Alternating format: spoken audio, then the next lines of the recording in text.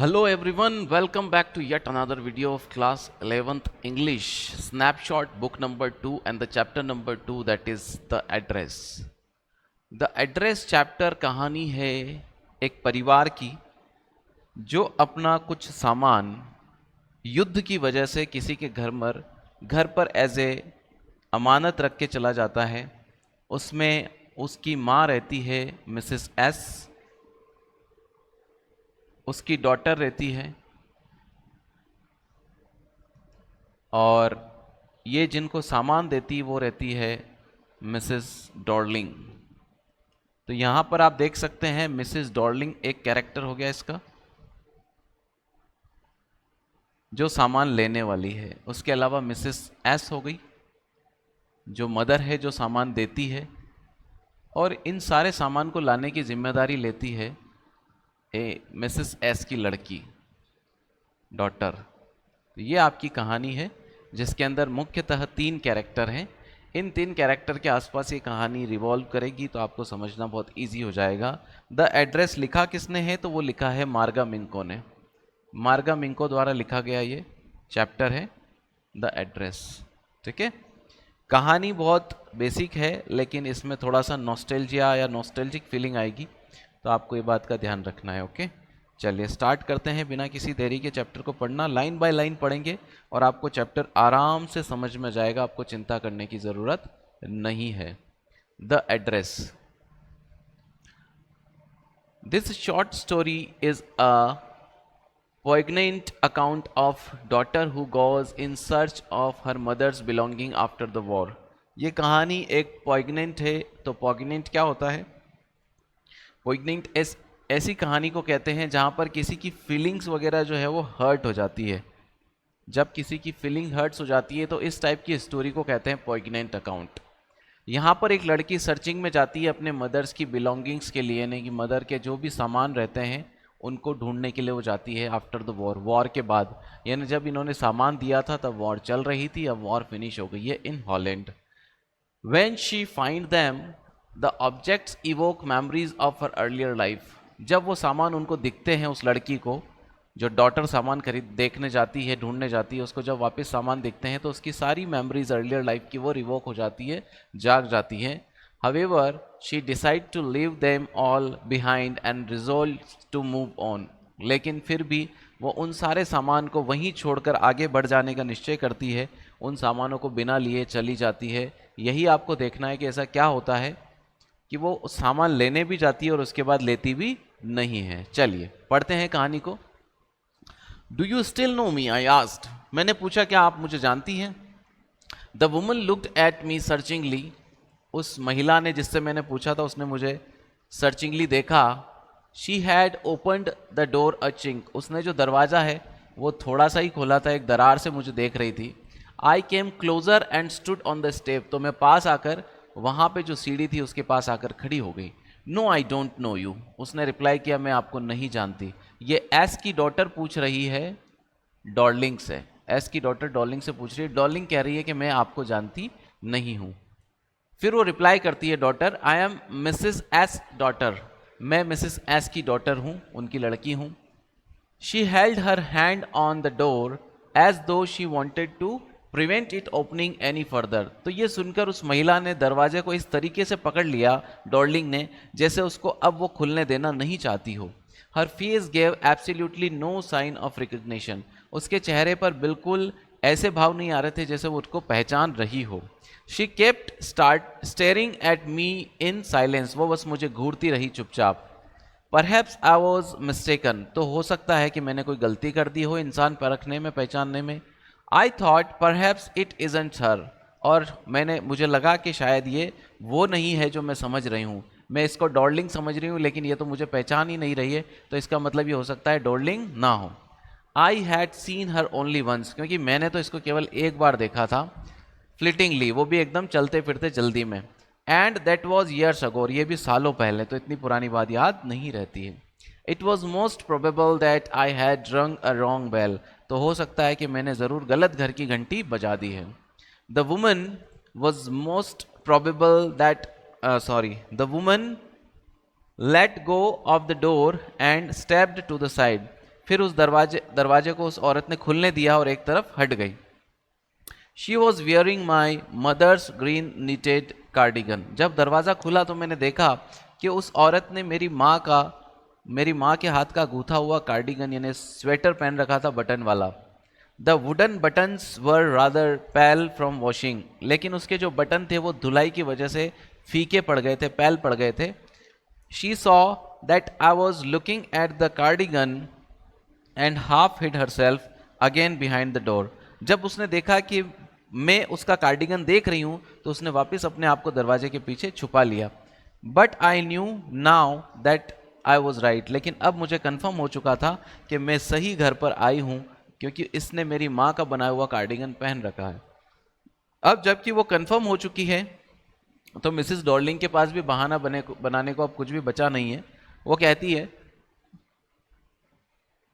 Well you knew my mother, just minute.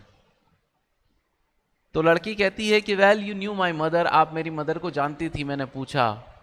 तो वो कहते हैं कि हैव यू कम बैक, तो क्या आप लोग वापस आ गए हैं?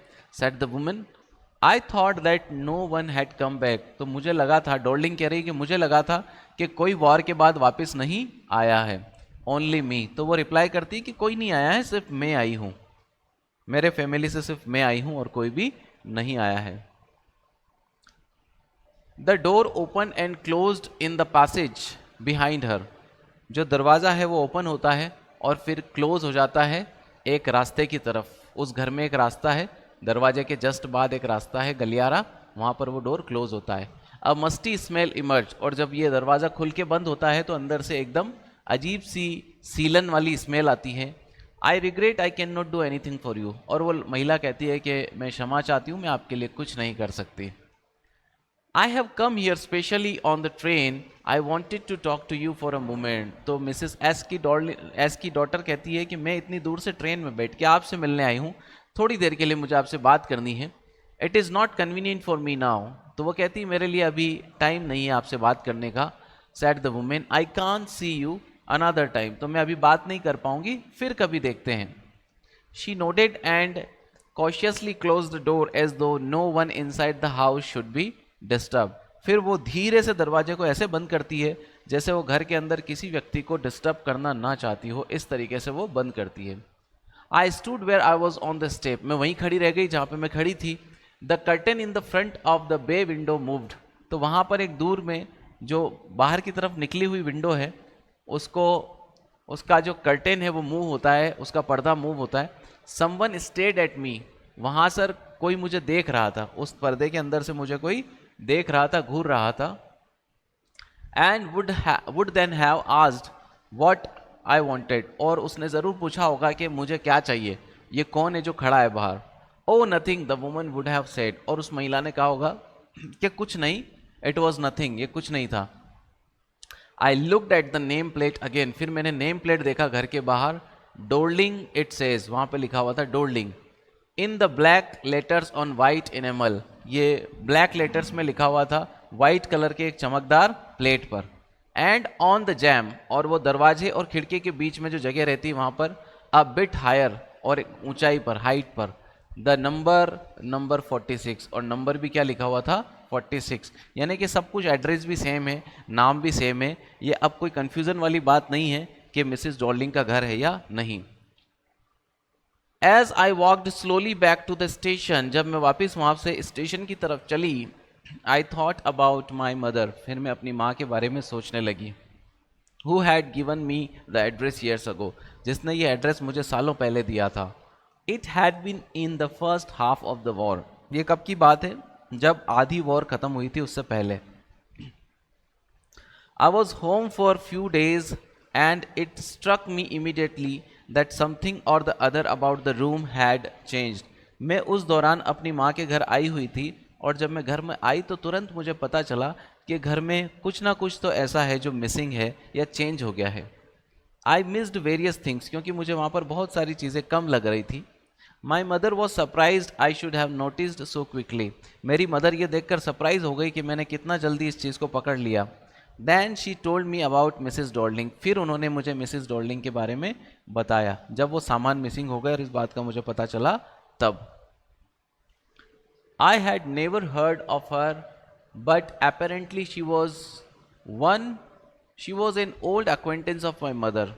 वो कहती है कि मैंने मेरी माँ के बारे मेरे माँ से कभी उनके बारे में सुना तो नहीं था, लेकिन ऐसा लगता था कि वो कोई ना कोई उनकी पुरानी जान पहचान वाली रही होगी। मिसेस डॉर्लिंग मेरी माँ की कोई ना कोई पुरानी जान पहचान वाली रही होगी। whom she hadn't seen for years, जिसको वो बहुत टाइम से मिली नहीं थी। She had suddenly turned up, और अचानक वो सामने आ गई। एंड रिन्यूड देयर कॉन्टैक्ट, और फिर उन्होंने अपना कॉन्टैक्ट उससे रिन्यू कर लिया। ऐसा होता है ना कि बहुत पुराने टाइम का कोई साथी होता है जो अचानक से सामने आ जाता है और कहता है कि देखो हम स्कूल में साथ में पढ़े थे, या फिर हमने फर्स्ट जॉब साथ में करी थी, और वापस जो इतने साल का गैप था वो वापस भर जाता है और आप एक बार फिर से फ्रेंड बन जाते हैं। Since then she had come regular, उसके बाद वो हमेशा आती जाती रही। Every time she lives here she takes something home with her, जब कभी वो मेरे घर से वापस जाती तो मेरे घर से कुछ ना कुछ साथ में लेकर जाती। सेड माई मदर, ये बात मेरी माँ ने बताई। She took all the table silver in one go, एक ही बार में वो सारे टेबल पे रखे हुए सिल्वर की चीज़ें थी वो सारी लेकर चली गई। And then the antiques plates that hung there, और फिर उसके बाद वो एंटिक प्लेट्स जो मेरी दीवारों पर टंगी हुई होती थी वो भी लेकर चली गई। She had trouble lugging those large vases and I am worried she got a crick in her back from the crockery. और फिर उसकी माँ कहती है कि एक बार जब वो मेरे सारे वेसेस ले जा रही थी, गमले लेकर जा रही थी, और एक बार वो साथ में तो उस वक्त मुझे डर है कि कहीं ना कहीं उसकी कमर में मोच आ गई होगी, अकड़न आ गई होगी, जब वो साथ में क्रॉकरी लेकर जा रही थी और वेसेस लेकर जा रही थी। My mother Shuk her had पीटीली, और ये कहते हुए मेरी माँ बड़ी दया के भाव से अपना सिर हिलाती है। I would have never dared ask her, मैं तो कभी उनसे पूछने की हिम्मत भी नहीं करती है सामान ले जाने की। She suggested it to me herself, ये तो उन्होंने खुद मुझसे कहा कि आइए आपके सामान की मैं आराम से सेविंग करूंगी, इनको बचा के रखूंगी, तो मुझे दे दो। शी इवन इंसिस्टेड, और उन्होंने तो इस बात की जिद भी करी। She wanted to save all my new nice things, वो सारी की सारी मेरी अच्छी चीज़ें बचाना चाहती थी। If we have to live here we shall lose everything, अगर हमें यहाँ रहना पड़ा इनके साथ तो हम सारी चीज़ें खो देंगे। शी सेज, ऐसा उसने कहा। Have you agreed with her that she should keep everything, तो क्या आपने ये बात मान ली थी कि वो सारे सामान खुद रख लेगी उसके बाद? मैंने पूछा। मतलब माँ ने कहा कि वो सारा सामान लेके गई है, तो बच्चे के मन में ये सवाल उठा कि क्या अब वो सारा सामान वही रख लेगी? As if that is necessary my mother cried, तो मेरी माँ चिल्लाई जैसा ऐसा पूछना बहुत ही ज़्यादा ज़रूरी है। It would simply be an insult to talk like that, अगर हम ऐसे बात करेंगे तो ये उसकी इंसल्ट होगी। And think about the risk she has running, और आप सोचो कि वो कितनी रिस्क ले रही है इन सामानों को। Each time she goes out of our door with a full suitcase और अ बैग, वो हमेशा हमारे घर से निकलती थी तो एक पूरा सूटकेस या फिर बैग भर के ले जाती थी। तो सोचो कितनी रिस्क लेकर वो जा रही है हमारे घर से। ये बात डॉर्लिंग के बारे में बोली जा रही है। डॉर्लिंग जब कभी निकली घर से तो उसके हाथ में कोई ना कोई बड़ा सा सूटकेस या बैग हुआ करता था। तो माँ को लग रहा है कि वो इतना कुछ करके हमारे ऊपर फेवर कर रही है, हमें एहसान कर रही है हमारे ऊपर। My mother seem to notice that I was not entirely convinced, ये बात जब माँ बोल रही थी तो उसे लगा कि इस बात से मैं कन्विंस नहीं हूँ, मतलब मैं इस बात से श्योर नहीं हूँ। She looked at me reprovingly and after that we spoke no more about it, तो मेरी माँ ने मेरी तरफ इस बात को फिर प्रूव करने के हिसाब से देखा और इसके बाद कभी हमने इस विषय में बात नहीं करी। फिर वापस वो कहती है कि mean while I had arrived at the station, इतना जब मैं सोच रही थी इसी दौरान मैं स्टेशन पहुंच गई। Without having paid much attention two things on the way, मैंने इस बीच में रास्ते में जो भी चीज़ें आई उसके ऊपर कोई ध्यान नहीं दिया क्योंकि मैं वो सारी बातें सोच रही थी पुरानी। I was walking in familiar place again for the first time since war, war के बाद इन सारे रास्तों पर मैं पहली बार चल रही थी, ये सारे मेरे फेमिलियर थे।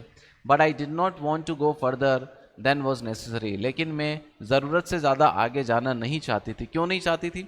आई didn't want to upset myself with the sight of streets and the houses full of the memories from a precious time, क्योंकि मैं अपने आप को दुखी नहीं करना चाहती थी उन सारी स्ट्रीट्स को देखकर, हाउस को देखकर जिनके साथ मेरी यादें जुड़ी हुई है, तो मैं उनको याद करके अपना दिल दुखाना नहीं चाहती थी। In the train back I so Mrs Darling in front of me again. जब मैं वापस ट्रेन में बैठी तो मुझे आभास हुआ कि मेरे सामने मिसिस डॉर्लिंग बैठी हुई है। As I had first time met her, वो मुझे वैसी दिख रही थी जैसे वो मुझे पहली बार मिली थी। It was the morning after the day my mother had told me about her. ये उस दिन की बात है जब अगली सुबह, इससे एक दिन पहले मेरी माँ ने डॉर्लिंग के बारे में बताया, तो अगली सुबह ही मिसिस डॉर्लिंग वहाँ दिख गई। It had got up I had got up late and coming downstairs, मैं उस दिन लेट उठी थी और सीढ़ियों से नीचे उतर रही थी। I saw my mother about to see someone out, मैंने देखा कि मेरी माँ किसी को सी आउट कर रही है। A woman with a broad back, एक महिला थी जिसका बैग जो था वो चौड़ा था, काफ़ी बड़ा बैग था।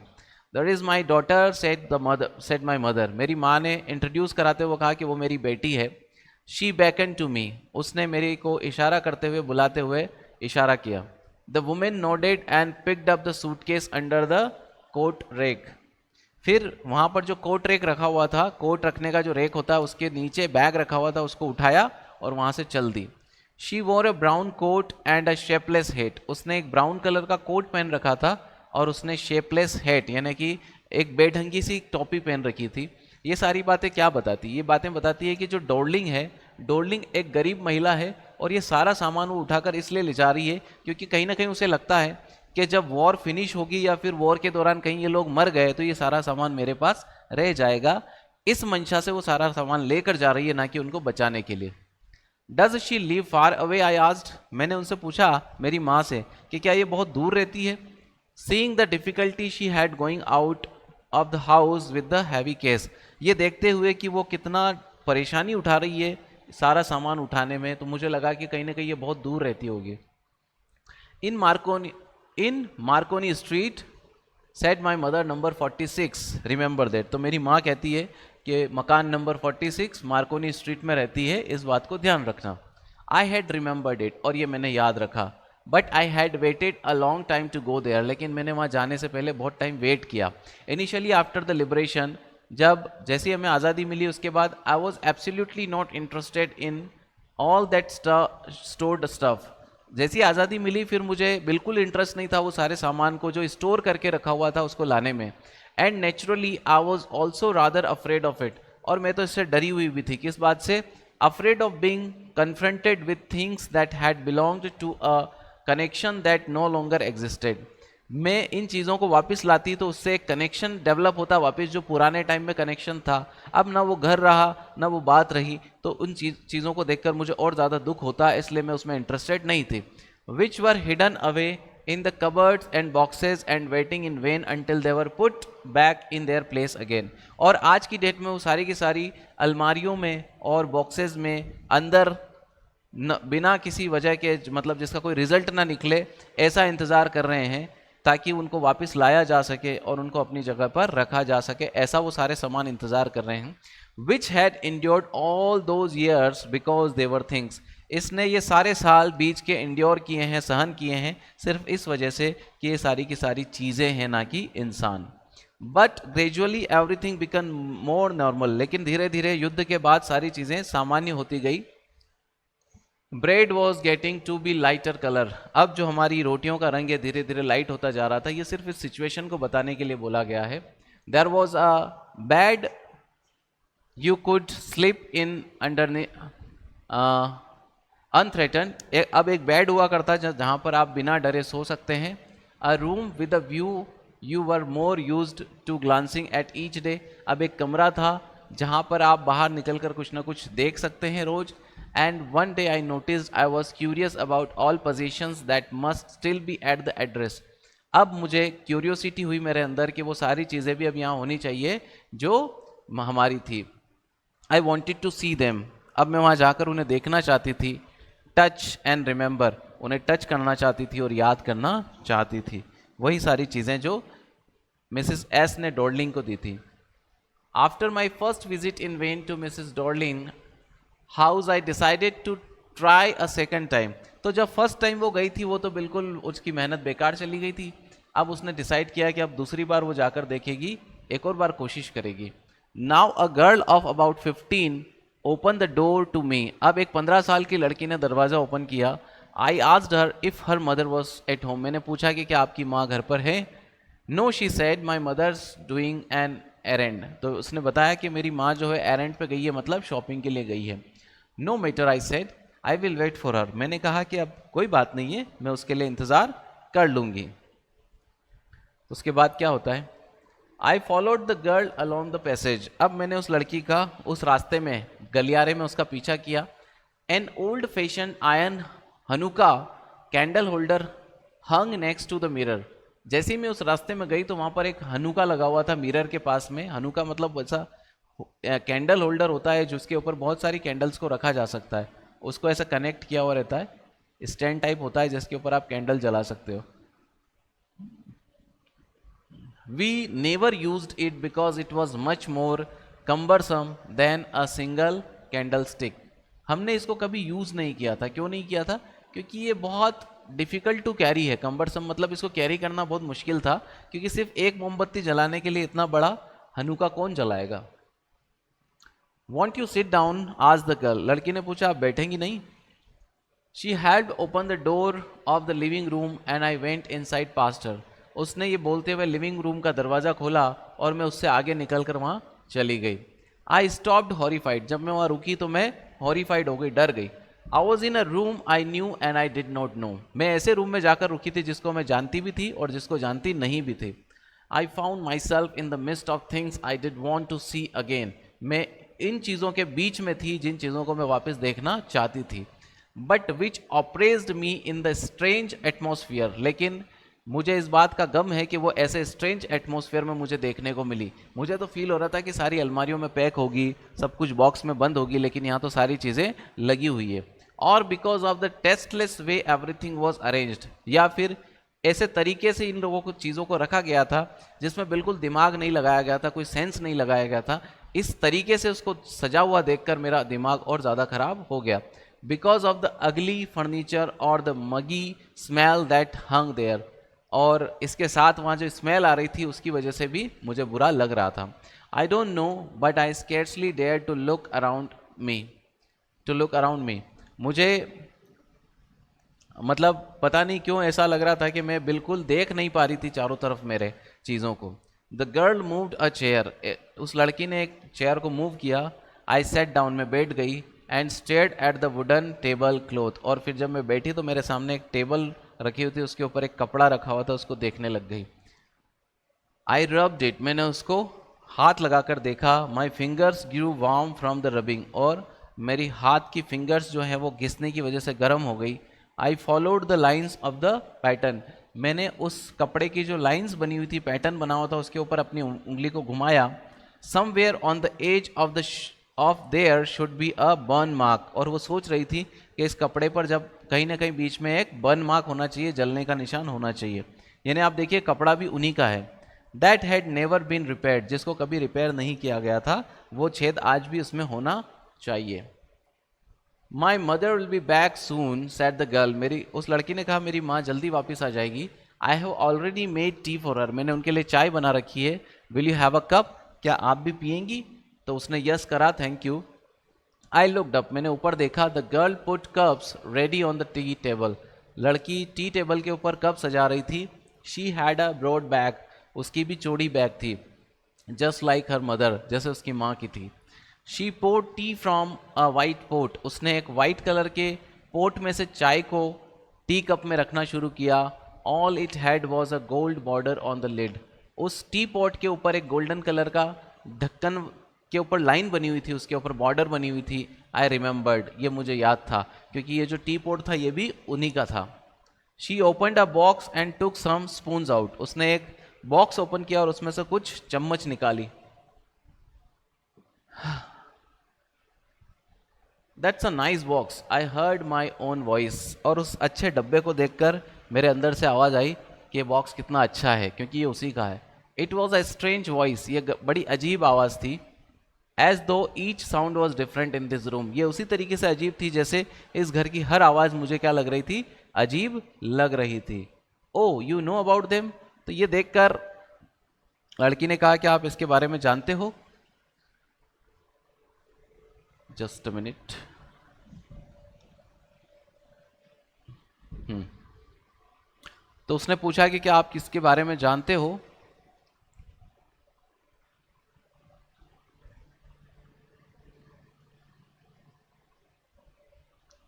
She had turn round and brought me my tea, और वो घूमी और मुझे चाय लाकर दी। She laughed, my mother says it is antique, वो हंसते हुए कहती है कि मेरी माँ कहती है सारी की सारी चीज़ें एंटिक है। We have got lots more, और हमारे पास तो ऐसी बहुत सारे एंटिक्स हैं। She pointed round the room, और उसने चारों तरफ हाथ घुमाकर ये बात कही, सी फॉर योर सेल्फ, आप खुद ही देख लीजिए हमारे पास कितनी एंटिक चीज़ें हैं। ये कौन बोल रही है? डॉर्लिंग की डॉटर बोल रही है। डॉर्लिंग की डॉटर एस की डॉटर से बोल रही है कि देखो हमारे चारों तरफ कितनी चीज़ें लगी हुई जो एंटिक्स है हमारी। I had no need to follow her hand, मुझे उसके हाथ को फॉलो करने की कोई ज़रूरत नहीं थी। I knew which things she meant, क्योंकि मुझे तो पता था कि वो कौन से एंटिक्स के बारे में बात कर रही थी। I just look at the still life over the tea table, मैं तो बस रुकी हुई ज़िंदगी के बारे में सोच रही थी जो उस टी टेबल के ऊपर थी, और वो था वो कपड़ा। As a child I had always fancied the apple on the pewter plate. अच्छा, अब वो उस टेबल को देख रही है जो टेबल भी उन्हीं की है, जिसके ऊपर बचपन में अक्सर उसकी माँ जो शीशे की बनी हुई है प्यूटर प्लेट है उसके ऊपर एप्पल काट के रखा करती थी, और उसे वो एप्पल्स बहुत पसंद थे। तो आज अब उस टेबल के बारे में सोच रही है। We use it for everything she said, उसने कहा कि हम तो इस टेबल को हर चीज़ के लिए यूज़ करते हैं। Once we even ate off the plates hanging there on the wall, हमने तो एक बार जो दीवारों पे प्लेट्स लगी हुई है इनके अंदर खाना भी खा रखा है। I wanted to so much, क्योंकि मेरे अंदर बहुत इच्छा थी ये खाना खाने की, बट वॉजेंट एनीथिंग स्पेशल, लेकिन जब हमने उसमें खाना खाया तो कुछ भी स्पेशल हमें नहीं लगा। I had found the burn mark on the table cloth, और अल्टीमेटली मुझे उस टेबल क्लॉथ के ऊपर बर्न मार्क भी मिल गया। The girl looked questioningly at me, वो लड़की मेरी तरफ एक सवाल के नज़रिए से देख रही थी कि आप ये क्यों देख रहे हो। Yes I said, you get so used to touching all this lovely things in the house, तो वो कहती कि हाँ आपको इन सारी चीज़ों को बहुत मतलब टच करने की और हर चीज़ को यूज़ करने की आदत है। You hardly you look at them any more, जिन चीज़ों को आप बहुत ज़्यादा यूज़ करते हो उनको आप देखते भी नहीं हो, क्योंकि आप उनको यूज़ कर रहे हो continuously. You only notice when something is missing, आप चीज़ों को तभी नोटिस करते हो जब कुछ ना कुछ उसमें क्या होता है, मिसिंग होता है। Because it has to be repaired और because you have lent it for example, तो ऐसा आप तभी देखते हो जब या तो उसमें कुछ रिपेयर करना होता है या फिर आपने उन चीज़ों को किसी को उधार दे रखा हो। यहाँ पर वो लड़की ताना मार रही है क्योंकि ये सारी चीज़ें उनने उधार दे रखी थी। Again I heard the unnatural sound of my voice and I went on, और मैं फिर बोली, जो मेरी आवाज़ आ रही थी वो अजीब सी लग रही थी, और मैं फिर बोली, I remember my mother once asked me if I would help her polish the silver, मुझे याद आया एक बार मेरी माँ ने मुझसे कहा था कि क्या आप मेरी सिल्वर को पॉलिश करने में मदद करोगी। It was a very long time ago and I was probably bored that day, और perhaps I had to stay at home because I was ill, उस दिन मैं घर पर ही थी तो हो सकता है मैं बहुत ज़्यादा बोर हो रही थी इसलिए घर पर थी, या मैं बीमार थी।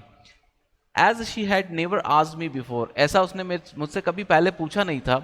आई asked her which silver she meant, तो मैंने उनसे पूछा कि आप कौन से सिल्वर की बात कर रहे हो। And she replied surprised that it was the spoons forks and knives, तो उसने बताया कि मैं उस सिल्वर की बात कर रही हूँ जिससे हमारी चांदी की चम्मच बनी हुई है, चाकू बने हुए हैं और फोक बने हुए हैं, of course. And that was the strange thing I didn't know that the cutlery we ate off every day was silver, और उस दिन मुझे पता चला कि जिन चीज़ों से हम खाना खाते हैं वो सिल्वर की बनी हुई है। ये एस की डॉटर बोल रही है, मतलब बचपने में उसको पता नहीं था कि उसके पास सारी सामान सिल्वर के बने हुए हैं। द गर्ल लाफ्ड अगेन, लड़की फिर हंसी। I bet you don't know it is silver, और ये बात वो मन में सोच रही है एस की डॉटर, और इधर ये लड़की उससे बोल रही है कि आपको तो पता भी नहीं होगा ये सारी चम्मच वगैरह सिल्वर की बनी हुई है।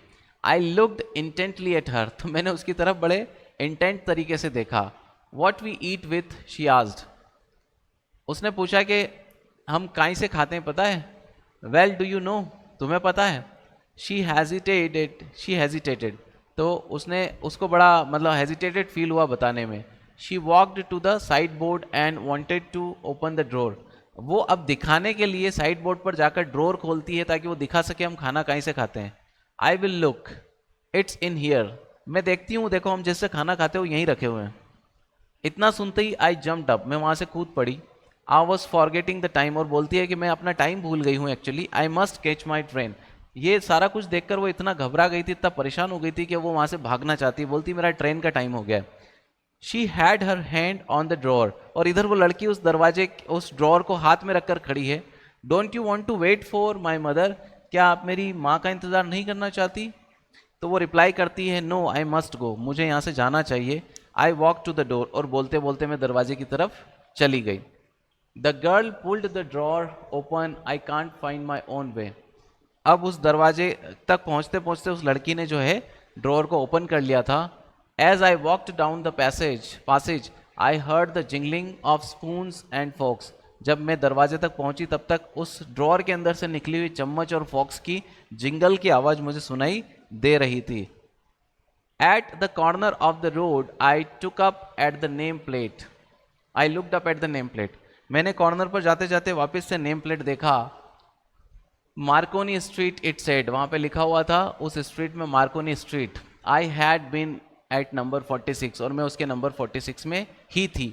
The address was correct, address बिल्कुल करेक्ट था।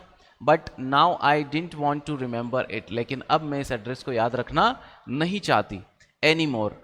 I wouldn't go back there because the objects that are linked in your memory with the familiar life of former times instantly lose their value when served from them।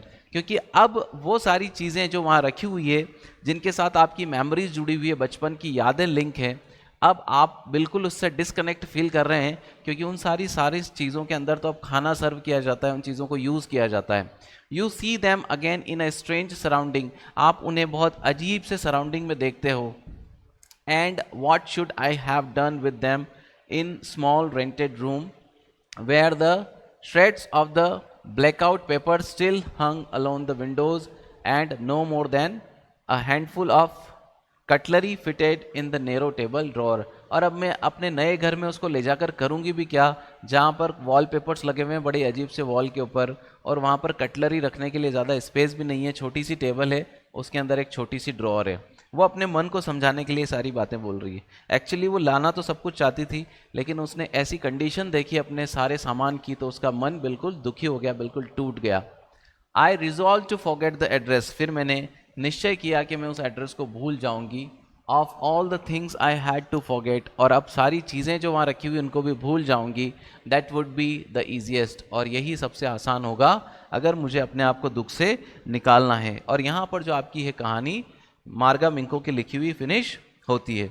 तो आपने देखा कि किस तरीके से starting में वो सारा सामान अपनी माँ का वहाँ से लेकर आना चाहती थी, लेकिन जैसे जैसे स्टोरी ख़त्म होती है, एंड होती है, वो बिल्कुल अपने सामान को भूल जाना चाहती है, क्योंकि जो उसकी यादें उसके साथ जुड़ी हुई थी, वो यादें अब वो कनेक्ट नहीं कर पा रही है। क्योंकि जिस चम्मच से वो खाना खाती थी, जो प्लेट्स उसकी वॉल्स पर सजावट के लिए, अब उनके अंदर कोई और खाना खा रहा है, उन तरीके से सजाकर घर में रखा हुआ है। तो ये सारी बातें देखकर उसका मन बड़ा व्यथित होता है, बड़ा दुखी होता है, और खाती है, वो रिजोल्यूट करती है कि अब वो एड्रेस को, इस एड्रेस को जिसका है 46 मकान नंबर 46 मार्कोनी स्ट्रीट, उसको भूल जाएगी। और फाइनली ये जो चैप्टर है हमारा फिनिश होता है यहाँ पर। तो आई होप ये जो कहानी है आपको समझ में आई होगी। जब आप इसको फर्स्ट टाइम पढ़ेंगे तो हो सकता है आपको बड़ी अजीब लगे, लेकिन एक दो बार इस वीडियो को देखेंगे तो आपको आसानी से पूरा चैप्टर समझ में आ जाएगा। और वर्ड टू वर्ड मैंने आपको समझाया है।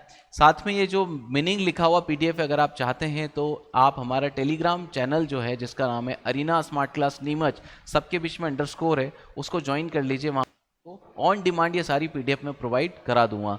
तो मिलते हैं अगली वीडियो के साथ, जिसमें मैं क्लास 11th के बाकी चैप्टर भी सॉल्व कराऊंगा और बहुत सारी चीज़ें आपके साथ शेयर करूँ मैं इस चैनल के ऊपर। तो इसको सब्सक्राइब करके रखिए। तब तक के लिए आप अपने आप को खुश रखिए। Be happy and live happily.